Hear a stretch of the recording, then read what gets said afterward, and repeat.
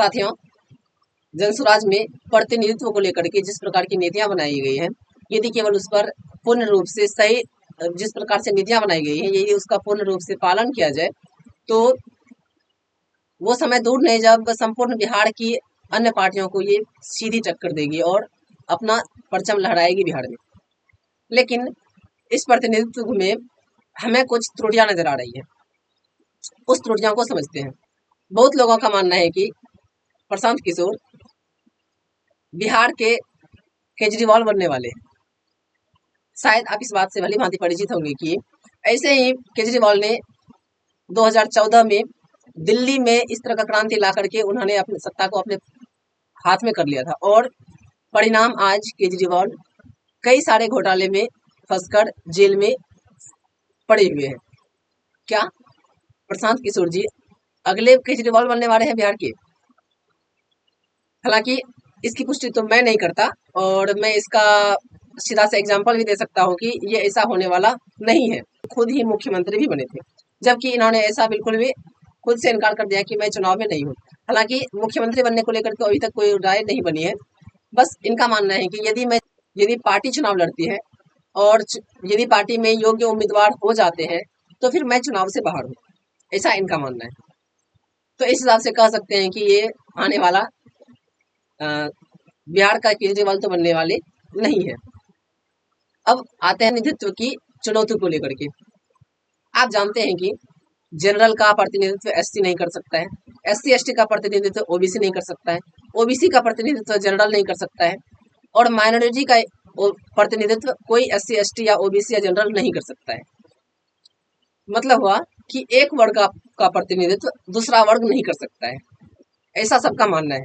और प्रशांत किशोर जी खुद इस बात को मानते हैं कि सभी वर्गों में भरे पड़े लोग हैं और बिहार में टैलेंट की कोई कमी नहीं है, ऐसा वो मानते हैं और इस बात को मैं भी मानता हूँ।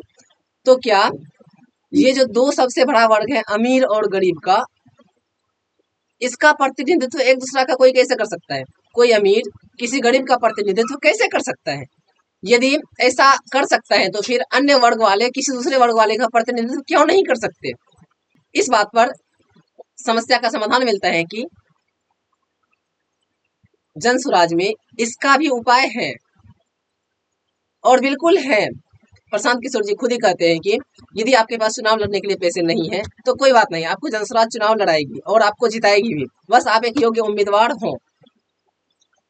अब योग्य उम्मीदवार का निर्णय किस आधार पर किया जाएगा, कोई योग्य कैसे है, इस बात को कैसे डिसाइड किया जाएगा? तो आंसर है कि जनता से पूछ करके। यदि जनता से पूछा जाए तो संभव है, लेकिन यदि पार्टी के सदस्यों से पूछा जाए तो शायद ये बहुत बड़ी चुनौती है प्रशांत किशोर और उनकी आने वाली पार्टी जनसुराज के लिए। इस बात को समझना पड़ेगा। आज तक हम जिसके यहाँ नौकरी का काम कर रहे हैं, कल यदि हम बोले कि हम आपके मालिक बनने वाले हैं तो क्या उस व्यक्ति को हजम होगा? चलिए इस बात को खुद पे लेके चलते हैं।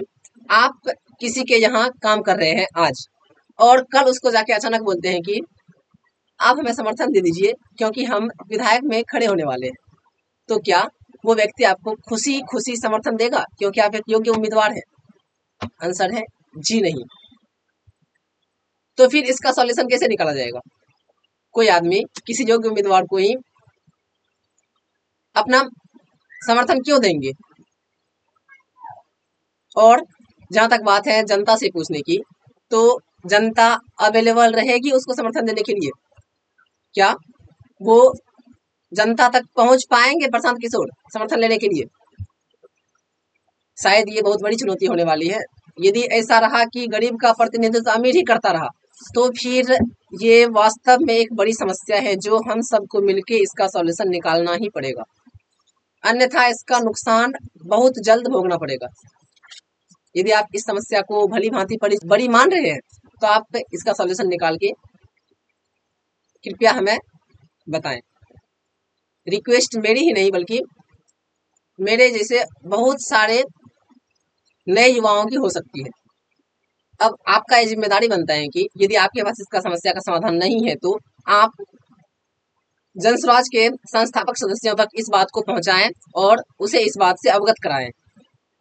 ये जिम्मेदारी मेरे साथ साथ आपकी भी बनती है। सो जैसे भी हो इस बात को जन स्वराज के संस्थापक सदस्यों तक पहुंचाएं। जय हिंद, जय बिहार, जय जय बिहार। धन्यवाद।